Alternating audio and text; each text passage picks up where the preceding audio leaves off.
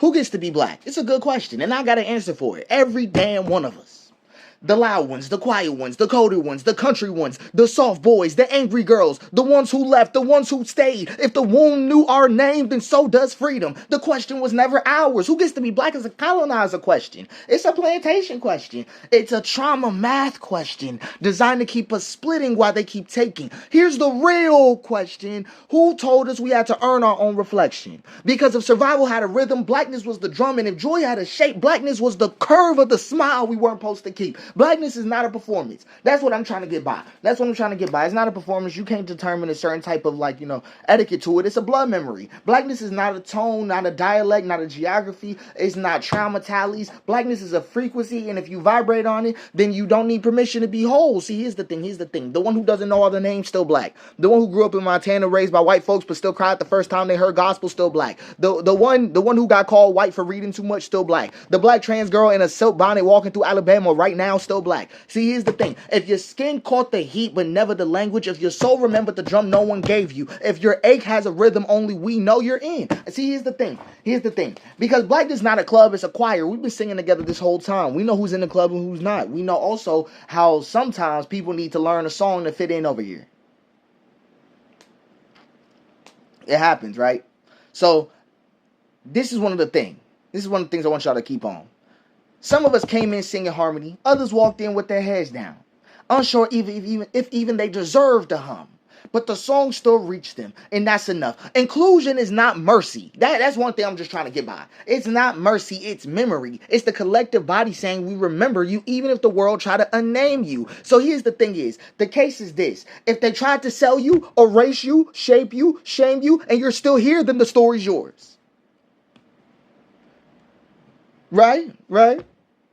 Not because you passed some tests. I just want y'all to know that. We passed that. Because the test was surviving long enough to name yourself again. Blackness is not just the history. It's an inheritance. It's not just the skin. It's a spirit. It's not just a struggle. It's a spark. And everyone whose soul caught fire has the right to claim that warmth. So who gets to be black?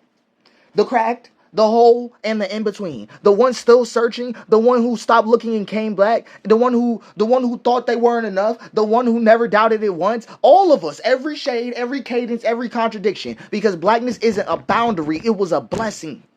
It was a blessing. We didn't get to be this Afro-American culture. We got to be chattel. This is a blessing. Right, the cultural strength that we built, what we built, right, like that is just true. It never needed gatekeepers. We needed witnesses. So I say all this to say this: if you came here looking for your prescriptive answer to this question, it's not gonna get answered. But if you know that that the spirit that I'm speaking to, then you'll exactly know whether or not you fell in line. Hello guys, and welcome to this video. So today we are going to dive who gets to be black. So in this video I want you to watch till the end, and we'll be coming to give a deep dive analysis. So make sure, if you're black, if you're white, to watch till the end. I'm not a regular black. I'm a pro-black. That's a big difference. See, let me break it down for y'all real quick, because some of y'all got it twisted. When I say that I'm pro-black, that doesn't mean that I'm anti anybody else, but it does mean that I'm unapologetically about my people first. See, regular black is when you just existing in your blackness. You go to work, you live your life, you don't question nothing. But a pro-black, that's when you move with intention. That's when you study where we come from, protect where we are, and fight for where we're going. A regular black says, I don't see color. I just want to fit in. A pro-black says, nah, I see color, and I see the systems that were built against it. And I'm standing 10 toes down for mine. Being pro-black is about celebrating our culture loud, teaching our kids proud, and not letting this society water us down. I'm not trying to be accepted. I'm trying to be free. Back to the channel. So today we'll be diving into the big questions. who gets to be black. So is it about skin color, DNA, culture, or the way societies treat you? So it's not simple. Blackness is history. It's identity, it's pride, and the struggle. So let's break it down step by step. Stick around because by the end, you'll see why this question still matters on today. And hey, don't forget to like, subscribe, and join the conversation in the comment section. In the 1600s, Virginia passed a rule. If you had one drop of African blood, you're black. That meant even if you looked white, you are legally black. The goal? To expand slavery and protect pure whiteness. And by the 1900s, Jim Crow laws used the same rule. Even if you are light skinned, you face segregation and discrimination. Fast forward, this thinking is still lingers. So Barack Obama, one white parent, one black parent, but in America is fully black. So let's ask you, has the one drop rule shaped how people see you or your family? So drop your story below and let's keep this conversation going. But history doesn't get the last word. Black people also claim their identity. In the 16th, Negro was out, black was in. Loud, proud, capital B. Today, surveys show most black Americans say their blacks is central to who they are and more identify as multiracial or mixed. But here's the key. Being black is not about the just DNA. It's about community, history, and its lived experience and its belonging. Now, let's talk about the controversy that broke the internet. The Rachel Dolezal, the Rachel Dolezal.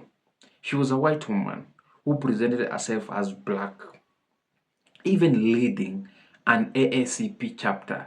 She claimed she was transracial. That race is just a social choice. The backlash, huge. So there were critics who said she just put on blackness like a costume. You don't inherit the trauma, the history, or the microaggressions. But here's the tricky part. Her story forced wider conversations about mixed people, told they are not black enough. That's colorism, and it's real, and it's a kind of segregation. So you've seen recently there are people even like the gingers who comes to claim they are black, and out of all this contest, you have seen people trying to fight back. You've seen the black people not calling the same African, but that's story of another day. So remember, blackness isn't just American. Globally, the African diaspora is over 170 million strong. In Brazil, identity is split into two: Preto, black; Pardo, mix. In the UK, black British mixes with the African roots. In Africa, people often identify first by the tribe or nations like Yoruba or Zulu before race. But across the world, blackness is tied together by the shared resistance to colonialism and racism. And just what this guy was saying in the beginning of the video. So, who gets to be black? There's no single answer. It's history.